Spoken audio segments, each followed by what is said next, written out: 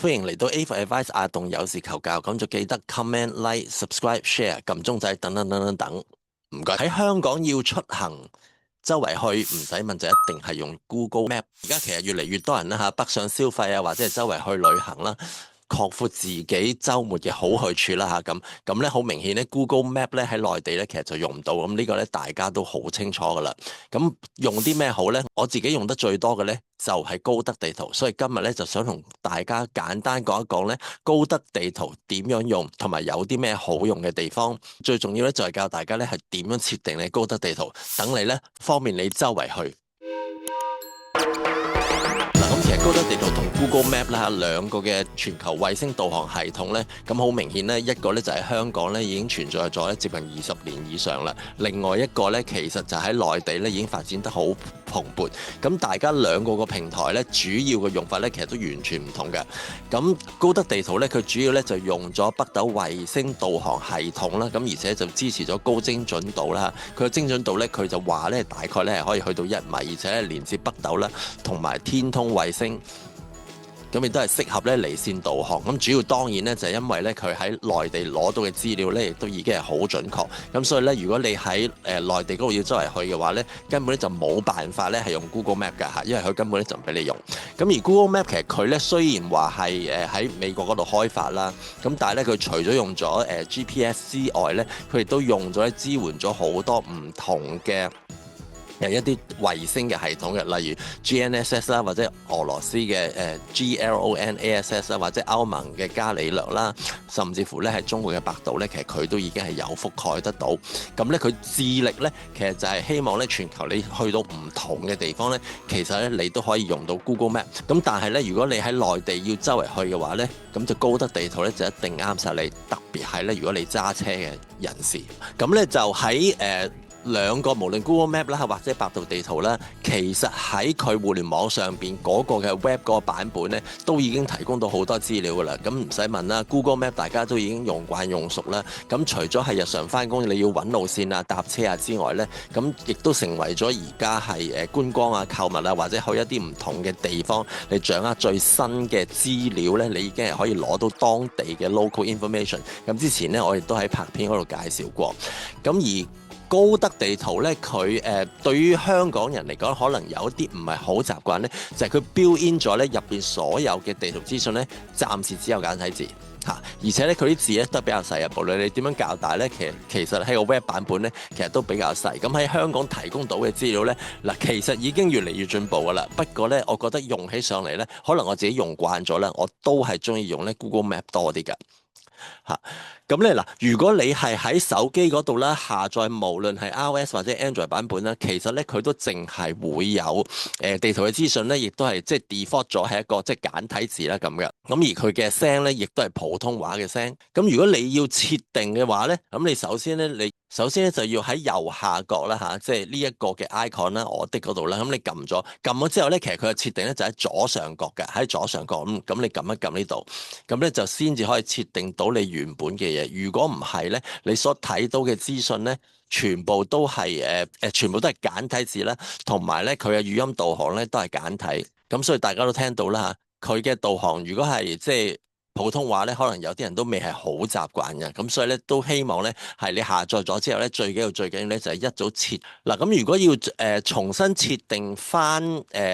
繁體字啦，或者係廣東話咧，咁就你揀咗右下角之後，上面有個設置啦。嗱呢一度咧，呢一版同呢一版咧，其實係同一頁嚟嘅，不過係拉上拉下嘅啫。咁當呢度我向上拉咗咧，你就會見到有設置。撳咗設置之後咧，你就會見到咧有通用呢個字嚇，通用或者英文就係 general 啦，general setting 咁啦嚇咁其實都係同一樣嘢。撳咗呢個通用設置咧，我就覺得係下載個 app 一定要做嘅嘢啦嚇。第一，你首先就設定咗嗰個地圖嘅文字大小先啦，咁喺呢度咧設定咗咧，其實咧佢已經係有4個唔同嘅即係大細嘅 size size。咁如果咧有啲後生啲嘅啦，咁佢哋當然係可以睇細啲嘅字係冇問題啦，亦都可以掌握到多啲嘅資料啦嚇咁。咁如果係有啲人佢哋希望睇一啲大啲嘅字嘅話咧，咁咧就喺呢度咧就有4款俾你揀。但係如果你嫌呢4款字都唔夠大，最大都唔夠大嘅話，一陣仲有個方法嘅，我會再繼續講。好啦，咁跟住咧，你就要撳語音助手同語言設置。嗱，記住撳咗語音助手之後咧，佢唔係俾你揀廣東話或者普通話㗎，唔係㗎，佢只不過咧係方便你咧嚇，係嗰個導航或者佢只不過係方便你咧，係用一啲嘅語句係嗌翻嗰個 app，叫嗰個 app 去做嘢嘅啫。即係話你撳咗個高德地圖出嚟，你同佢講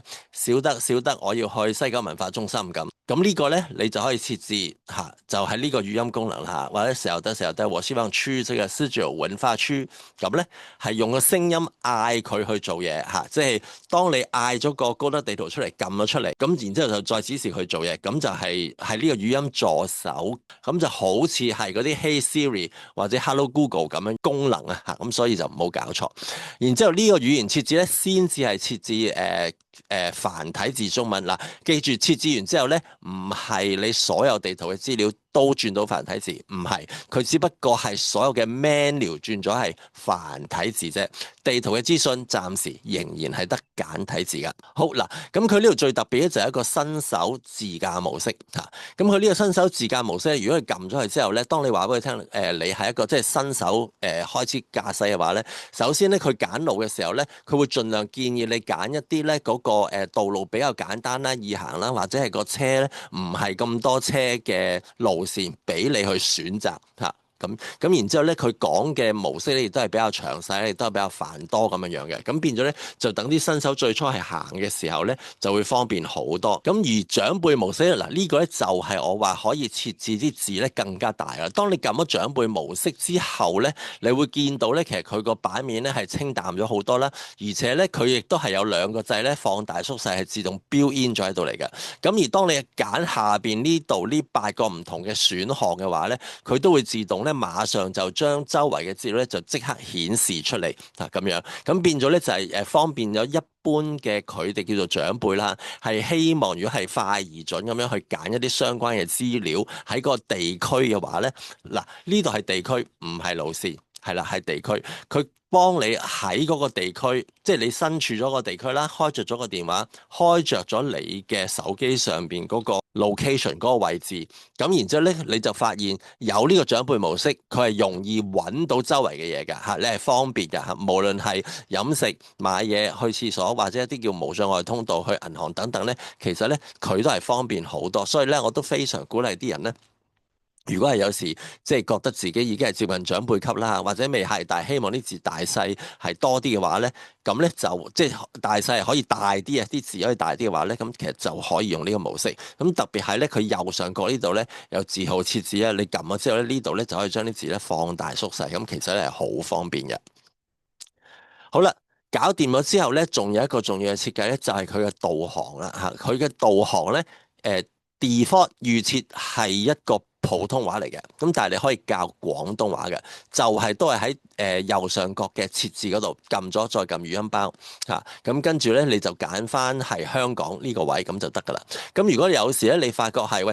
有啲唔知點解佢冇咗 default 上面唔係香港啊，咁你喺上面嗰度咧揀翻咧廣東話或者係揀翻香港咧，其實佢都會出得到即係一個嘅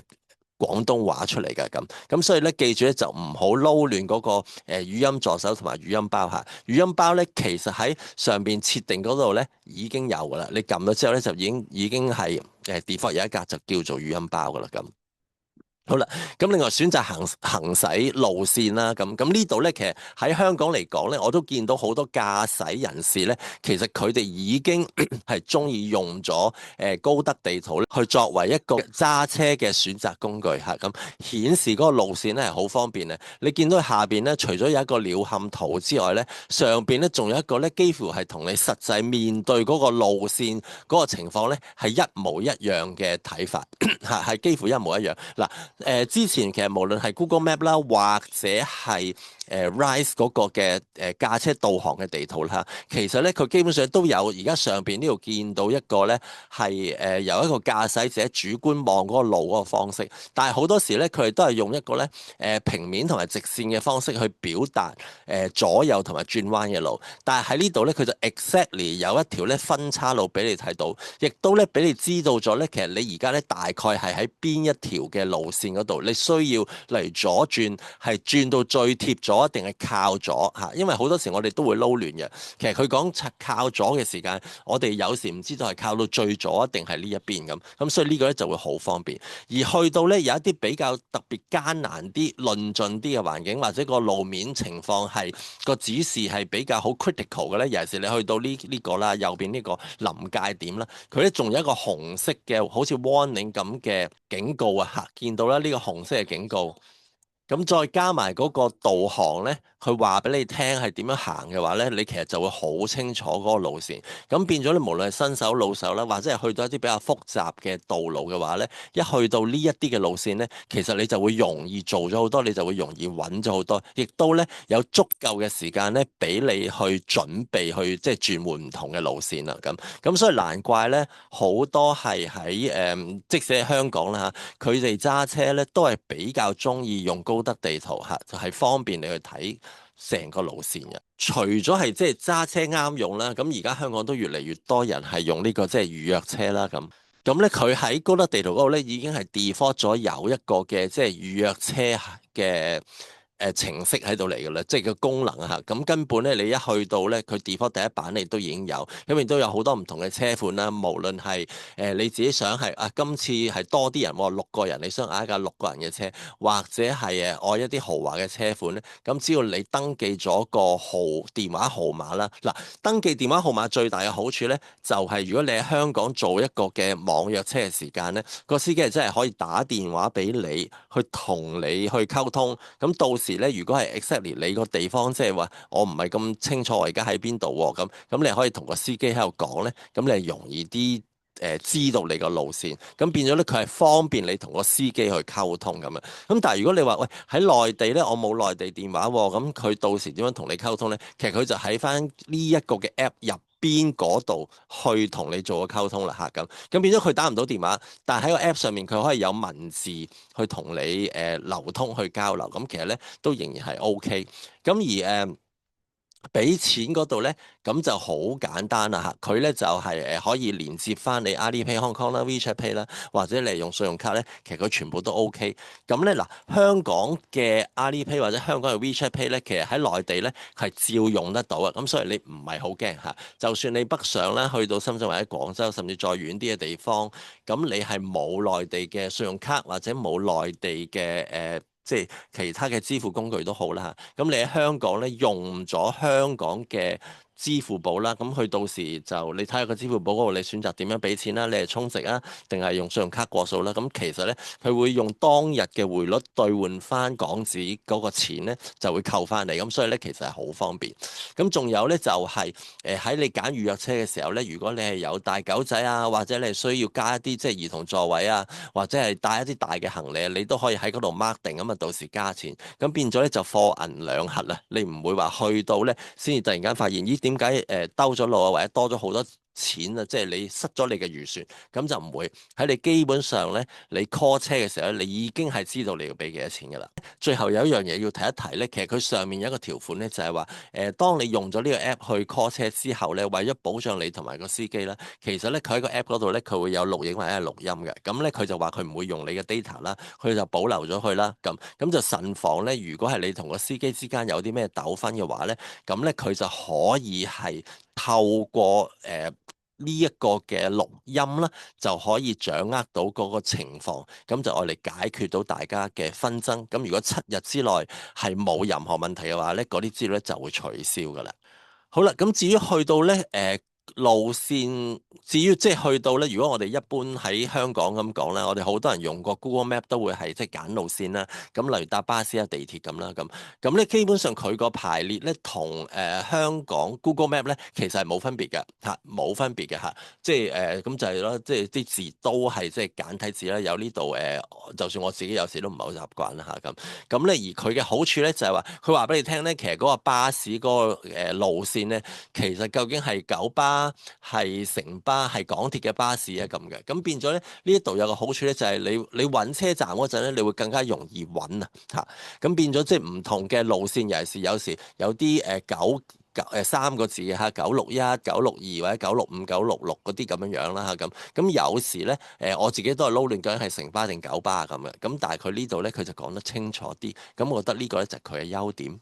咁而去到火車咧，咁咧其實係喺內地啦，咁都好多人用啦，佢哋叫火車或者叫動車啦，咁咧就嗱，記住喎，你揀嗰兩個地點嚇，例如我呢度咧就揀咗深圳北同埋花都廣場。花都廣場本身咧係冇火車站嘅，係冇火車站。咁所以咧，當你揀咗火車之後咧，其實佢俾到你咧，只不過係呢兩個地點最接近嘅火車站嘅路線。嚇，咁佢並唔係話俾你聽呢兩個地點咧係直接有火車連接，唔係嘅。事實上，即係廣州站去到花都咧係冇任何嘅火車嘅，咁所以咧就唔好撈亂。但係如果你揀公共交通工具嘅話咧，其實佢就詳細好多㗎。例如呢度啦，同樣都係即係花都廣場同即係深圳北站啦咁其實咧，如果你揀一個公共交通咧，佢係會講俾你聽咧，你喺嗰度應該係去到例如4搭地鐵去到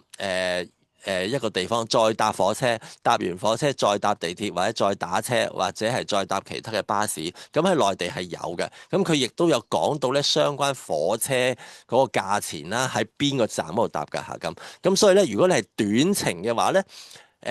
即係我所講嘅短程，即係話例如深圳去到廣州呢一啲啦，省內嘅咧，其實好多時公共交通咧係清楚嘅嚇，係清楚嘅，因為佢包括埋火車。但係如果你用火車嘅話咧，基本上佢淨係有火車嘅啫嚇，淨係有火車嘅啫。咁所以個呢個咧唔好撈亂嚇，即係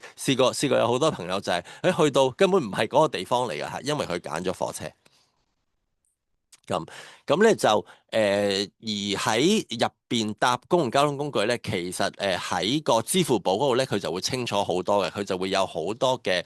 乘車碼你可以揀。咁如果喺高德地圖咧，其實咧佢例如你揀咗個路線啦，咁揀咗路線你就揀咗班次啦，揀咗班次之後咧，你係可以預訂。但係其實咧佢預訂咧，只不過係方便你提供一個入口，去到佢哋登記買火車票嗰個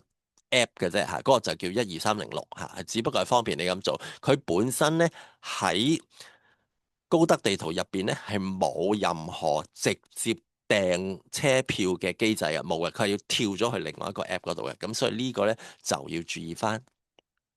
嚇嗱，咁喺佢好多即係唔同嘅路線咧，即係我哋發覺就係話其實佢喺入邊嗰個嘅路線嗰度咧，其實佢都有好多嘅功能你係可以揀嘅嚇，佢係可以有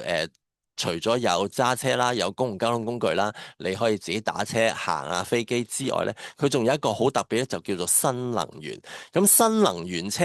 佢嘅導航有咩特別咧？除咗佢話好多你嘅充電站喺邊度，變咗你哋方便知道點樣充電之外咧，佢仲會話俾你聽，喂，你而家剩翻幾多電？呢個電力同你想去嗰個地方中間，你使唔使再叉電？或者你而家呢個嘅電力，當你又開咗冷氣，又開咗好多電嘅時候咧，當你一路行嘅時候，其實你嘅耗損，你嘅電力會耗損咗幾多嚇？又當你發覺真係冇電嘅時候咧，你要唔可以咁快去到目的地咯？佢亦都會話俾你聽咧，喺你而家嘅電力架車嘅電力嘅範圍之內啊，你可以去到最近嘅領域係去到邊度？咁於是乎，例如你發覺架車已經唔夠電啦，咁你可以即刻就轉去揾最近嘅一啲充電站嚇，咁變咗你咪可以馬上充電啦嚇。因為有時呢啲你原本以為架車夠電，但係去到中途可能因為冷氣開得多啦，或者其他嘢做得多啦咁所以咧就會有一個即係咁嘅功能喺度嚟，咁呢個咧就專係俾一啲嘅電嘅車啦，或者係混能嘅車係可以用嘅。咁同埋咧，佢亦都係可以咧隨時係顯示翻你而家架車剩翻幾多電啦，或者你相對導航嘅資料嚇，咁咧就方便咗好多啦。咁最後咧，當然咧，佢就有好多即係唔同嘅其他功能啦。因為內地嘅 app 咧有一個好特別嘅地方咧，佢哋好中意咧就將好多唔同嘅嘢咧就即係包埋晒一齊嘅嚇。咁而且咧，佢哋好多時都會有好多嘅排行榜啊，有好多嘅粉絲啊，咁啊等你，喂，你去咗邊度，影咗相，打咗卡，上咗上去咁。咁嗱，其實呢啲功能咧，Google Map 都有嘅嚇，即係如果你中意嘅話，將啲相係上載上去 Google Map，你睇翻有幾多人睇過你上載嘅相咧，其實佢全部都有喺度嚟㗎咁。咁但係咧，佢就 under 咗一個 account 啦，同埋一個旅遊嘅資訊，而佢咧就真係包羅萬有，完全咧係喺晒呢度嚟，連你係即係買汽車保險啊、訂酒店啊等等咧，其實佢係一個 app 咧嚇，盡量有得嘅咧，佢都有晒喺度嚟。咁呢個咧就係大家唔同嘅地圖 App 嘅取向啦。好，咁今日嘅 A for Advice 阿棟有事求教咧，就同大家講咗啦，高德地圖咁嘅。咁其實咧，隨住即係唔同國家佢嘅設定啦，或者係對於資料嘅保密嘅態度啦，咁而家咧，其實好多嘅唔同地區或者唔同國家嘅 app 咧，為咗保障自己公司嘅企業啦，或者自己嗰啲資料嘅利益咧，其實都會有唔同嘅設定咁。咁咧唔係話咁容易咧，就係一個 app 可以俾你即係走勻全世界咁嘅。咁所以有時咧去內地旅行咧，就真係咧冇辦法係唔用呢一啲內地專用嘅 app 啦。歡迎嚟到 A for Advice 阿棟有事求教，咁呢度咧就係專門講解各類工具啦，特別係同 AI 有關嘅，咁同埋咧好多都係我曾經試過，無論得同唔得，失敗嘅原因係啲咩，我都會同大家分享，希望咧幫助到大家處理到辦公室同埋生活上面嘅事項，可以更加快捷同埋方便，同埋咧就避過一啲咧預計會遇到嘅陷阱嘅，咁就記得留言啦、分享、訂閱、點讚同埋撳鈴鈴，部分嘅資料咧我已經擺咗喺 A for Advice.rako.co 入邊，咁只要登記成為會員咧就可以下載噶啦。我係專門為公司提供嘅信息保護嘅顧問。